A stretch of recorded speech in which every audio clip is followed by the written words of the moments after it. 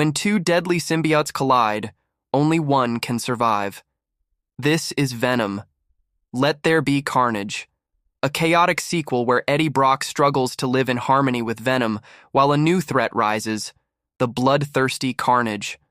From twisted experiments to epic battles, this is the story of two monsters, one prison, and total destruction. Let's dive into the madness. In 1996, a young Cletus Kasady, Woody Harrelson, watches helplessly as his love, Frances Barrison, Naomi Harris, is taken away from St. Estes' home for unwanted children to the Ravencroft Institute. Frances is growing her powers, and the mutations are advancing, hence the authorities decide to shift her to a facility for the criminally insane. On the way, Barrison uses her sonic scream powers to attack young police officer Patrick Mulligan, Stephen Graham. Mulligan shoots Barrison in the eye and suffers an injury to his ear due to her scream. Unbeknownst to Mulligan, who believes he killed her, Barrison is still taken to Ravencroft, where her abilities are restricted. In the present day, Mulligan is now a detective and asks journalist Eddie Brock, Tom Hardy, an investigative journalist, who is the host of an alien symbiote, Venom, that imbues him with superhuman abilities, to speak to serial killer Kasady in San Quentin State Prison, as Kasady refuses to talk to anyone other than Brock. Kasady is on death row, and Mulligan thinks maybe Kasady wants to reveal the location of the bodies of his missing victims. Venom is dismissive of Brock and says that he misses Brock's fiancée, Anne.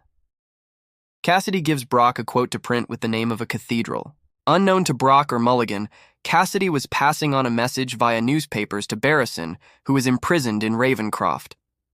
After the visit, Brock's alien symbiote Venom deduces, by looking at the drawings made by Kasady inside his cell and on the walls, where Kasady has hidden the bodies of his victims, which gives Brock a huge career boost. The location was Rodeo Beach, California.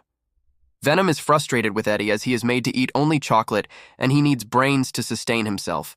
He won't eat poultry and their brains are too tiny. Eddie won't allow Venom to kill anyone, including criminals, further curbing his natural tendencies. Venom thrives on phenylethylalanine, which is only found in brains or chocolate. Brock is then contacted by his ex-fiancée, Anne Wying, Michelle Williams, a defense attorney, who tells him that she is now engaged to Dr. Dan Lewis, Reed Scott, much to Venom's displeasure. Venom works very hard to cheer Brock, Kasady, who was found guilty of his crimes and earlier sentenced to death by lethal injection, invites Brock to attend his execution. Kasady tells Brock about how Kasady was responsible for his grandmother's and mother's death. Kasady admits to pushing his grandmother down the stairs in her wheelchair and threw a hairdryer in his mother's bathtub. He was beaten by his father and sent to St. Estes. Kasady was beaten there as well, until Frances rescued him, and they fell in love. Brock speaks to Kasady again, and the latter insults Brock, calling Brock a cancer to everybody he has ever loved, including Anne, provoking Venom to attack Kasady. Kasady bites Brock's hand and ingests a small part of the symbiote. Back at their home, Venom has an argument with Brock about wanting to have more freedom to eat criminals. Venom claims that he is the one who made Brock a hero by analyzing the drawings in Kasady's cell. Brock claims that Venom is useless, and he was the one who gave Venom shelter when he was kicked off his own planet. Things come to an ugly confrontation when Venom throws out Brock's 2000 HD flat-screen TV out of his apartment. The symbiote decides to leave Brock's body and go off on its own. Before leaving, Venom destroys Brock's prized motorbike as well. Kasady's execution begins. A red symbiote emerges and blocks the injection. Named Carnage, it goes on a violent rampage through the prison, freeing inmates and killing guards. Mulligan questions Brock about his visit to Kasady, since only after that Kasady went on a rampage, but Brock refuses to share any details with Mulligan. Carnage agrees to help Kasady break Barrison out of Ravencroft in exchange for Kasady's help. Eliminating Brock and Venom, Carnage says that only Venom can kill him, and so eliminating Venom will make him indestructible. Mulligan visits Brock at home and warns him about the situation. Meanwhile, Kasady and Carnage hack the internet to find that Barrison is alive and is kept at Ravencroft. At Ravencroft, Kasady frees Barrison and they travel to the St. Estes Children's home to burn it down. Mulligan grows suspicious of Brock and arrests him. Mulligan says that a monster has been seen at every location that Brock has been to in the recent times. Brock contacts Weying as his lawyer and reveals that Venom has separated from him. As Venom makes his way through San Francisco by hopping from body to body, Weying finds him bonded to Mrs. Chen, Peggy Lou, and convinces him to forgive Brock.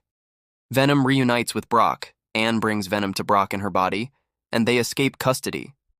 Barrison wants Mulligan, Carnage wants Venom, and Kasady wants to kill Brock. The stage is now set for the final confrontation.